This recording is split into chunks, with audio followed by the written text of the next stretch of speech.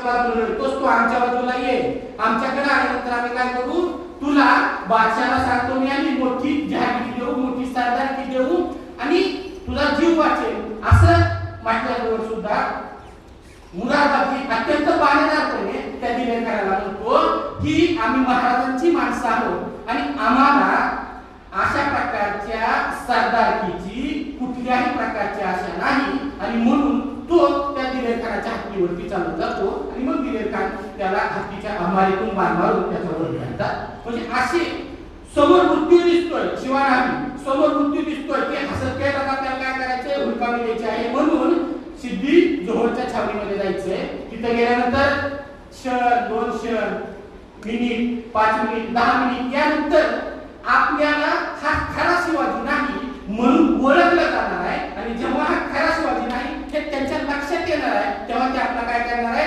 शिरछेद करणार आहे, वध करणार आहे. हे माहीत असताना सुद्धा हसतपणे तो शिवाजी महाराजांचं रूप घेतो आणि कुठे जातो, त्या सिद्धी जोहरच्या छावणीमध्ये जातो.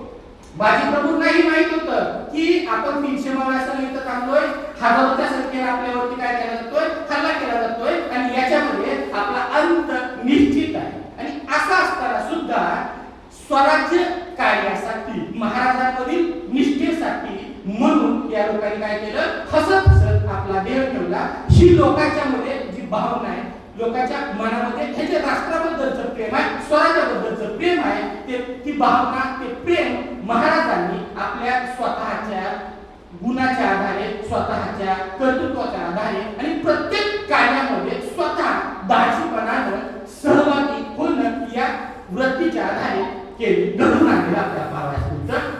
महाराज स्वतः धाडसी होते, वेगवेगळ्या लढायांचं नेतृत्व स्वतः महाराजांनी केलं. शाहिस्तेखानानं ज्यावेळेस पुण्यामध्ये तळ ठोकला त्यावेळेस लाखोच्या संख्येने असणाऱ्या सैन्यामध्ये अवघ्या काही मावळ्यासह महाराज पोहोचले आणि तिथं जाऊन शाहिस्तेखानाची बोटे फोडली.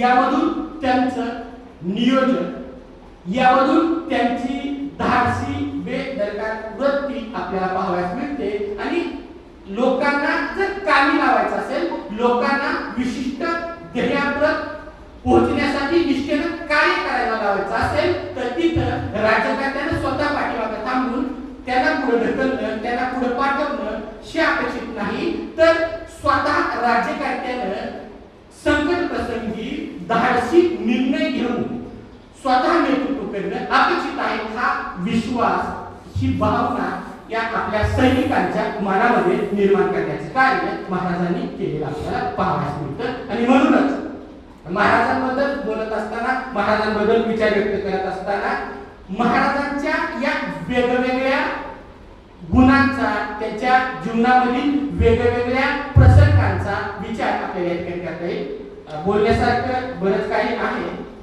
तरी देखील या ठिकाणी आपल्या सर्वांची परवानगी घेऊन थांबतो. जय हिंद, जय महाराष्ट्र.